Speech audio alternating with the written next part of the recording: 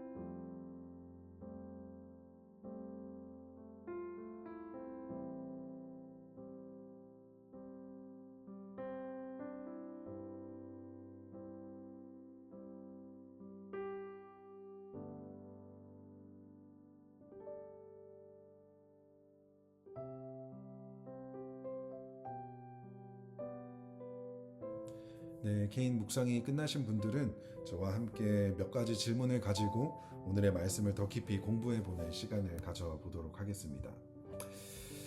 우리 주변에는 정말 많은 종교들이 존재를 하는데 세상의 많은 종교들은 자신들이 믿고 있는 신을 이렇게 형상하여서 자신의 눈으로 볼 수 있게 만들어 놓았는데요. 그런데 우리 기독교는 우리가 믿는 하나님을 형상화하지 말라고 이야기를 하며, 그렇기 때문에 우리가 믿는 하나님을 형상하여서 우리의 눈으로 직접 볼 수는 없습니다.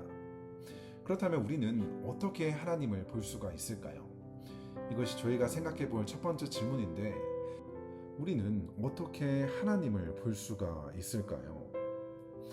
이 질문에 대해서 함께 살펴보려고 하는데, 오늘 본문 말씀을 보게 되면 빌립이 예수님에게 하나님 아버지를 보기를 원한다라고 이야기를 하게 되죠. 그 이야기를 듣게 되자 예수님께서 어떻게 말씀하시죠? 오늘 본문 9절인데요. 빌립아, 내가 이렇게 오랫동안 너희와 함께 지냈는데도 너는 나를 알지 못하느냐? 나를 본 사람은 아버지를 보았다. 그런데 내가 어찌하여 우리에게 아버지를 보여주십시오 하고 말하느냐? 라고 이야기를 하시게 되죠. 하나님 아버지를 보여달라는 빌립의 요구에 예수님께서는 나를 본 사람이 바로 하나님을 보았다라고 이야기를 하고 있습니다. 여기서 이야기하는 것은 예수님께서 하나님을 어느 정도 닮았다라는 정도의 이야기가 아니라 바로 예수님 자신이 하나님이시라는 것을 이야기해주고 있다라는 것입니다. 하나님이신 예수님께서 이 땅에 내려오셔서 사람들에게 나타나시고 하나님이 누구이신지를 직접 보여주셨다라는 것입니다. 그 보여주신 방법은 바로 예수님께서 하신 모든 말씀과 그분의 사역이 하나님의 뜻 안에서 이루어졌다라는 것을 통해서 우리는 예수님을 통해 하나님을 볼 수 있게 된다는 것입니다. 그렇게 아버지 하나님을 보여달라는 빌립에게 나를 본 예수님을 본 사람이 바로 아버지를 보았다라고 이야기를 해주고 있는 것이죠. 그런데 여기서 조금 더 나아가 보게 되면 우리는 하나님의 형상으로 지어진 존재들이기 때문에 하나님께서는 우리를 통해서 하나님의 형상을 서로에게 보여줄 수 있게 해주셨다라는 것입니다.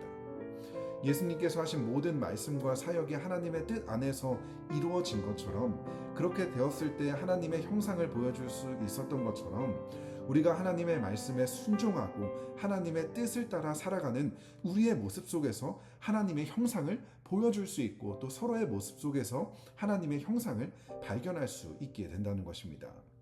그렇기 때문에 우리가 믿는 하나님을 우리가 형상화해서 하나님을 볼 수는 없지만, 예수님을 믿고 따르는 서로의 모습 속에서 이 예수님의 아름다우심과 하나님의 형상을 발견할 수 있다는 것입니다. 우리는 하나님의 형상을 직접 볼 수는 없지만 예수님을 믿고 따르는 내 옆에 있는 믿음의 형제 자매들의 모습 속에서 하나님의 형상을 발견할 수 있고, 그렇게 하시기 위해서 하나님께서는 우리를 하나님의 형상대로 창조해 주셨다라는 것입니다. 그렇게 우리 빛의 교회 성도들이 서로에게 하나님의 형상을 보여줄 수 있고, 무엇보다 예수님의 말씀을 믿고 따르는 우리의 삶의 모습 속에서 하나님의 형상을 드러낼 수 있는 우리 모두가 될 수 있었으면 좋겠습니다. 이어서 두 번째 질문을 같이 나누기를 원하는데요. 두 번째 질문은 이것입니다. 나의 기도는 하나님의 뜻을 구하는 기도인지 아니면 그저 나의 필요만을 구하는 기도인지를 한번 생각해보고 한번 점검해보는 시간을 가져보도록 하겠습니다.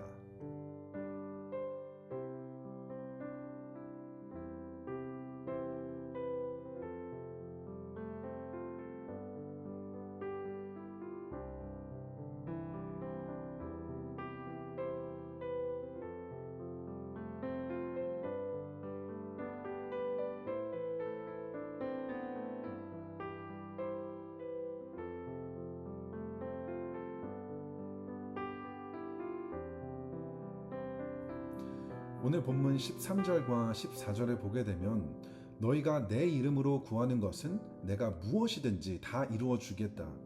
이것은 아들로 말미암아 아버지께서 영광을 받으시게 하려는 것이다. 너희가 무엇이든지 내 이름으로 구하면 내가 다 이루어 주겠다라고 예수님께서 말씀을 하시게 되는데요. 이 구절을 보면서 내가 무엇을 구하든지 내가 어떤 기도를 하는지 예수님의 이름으로 기도하면 하나님께서 다 들어주시는구나 라고 오해해서는 안 된다는 것입니다. 오늘 본문에서 이야기하는 내 이름으로 라는 표현은 단순히 예수님의 이름을 사용해서 기도하는 이러한 기도만을 이야기하는 것이 아니라 예수님의 성품과 뜻에 맞게 구하는 기도를 의미한다는 것입니다. 다시 말해 하나님의 뜻에 합당한 기도를 올려드리는 것을 이야기하고 있다는 것이죠. 그렇기 때문에 본문에서 이야기하는 무엇이든지 다 이루어 주겠다라는 것은 그저 내 뜻과 나의 유익을 위한 기도를 이루어 주시겠다라는 것이 아니라 하나님의 뜻에 합한 기도를 올려드리게 된다면 그 기도를 이루어 주시겠다라는 것을 이야기하고 있는 것입니다. 그런데 이런 본문의 이해 없이 그저 내가 예수님의 이름으로 기도하면 하나님께서 반드시 이루어 주셔야 한다는 오해를 가지게 된다면 그렇게 내 기도대로 응답되지 않았을 때 하나님을 향한 불평과 불만 그리고 의심의 마음이 생겨날 수 있게 된다는 것입니다. 그렇기 때문에 우리는 우리의 기도를 점검하는 것은 굉장히 중요하다는 것입니다.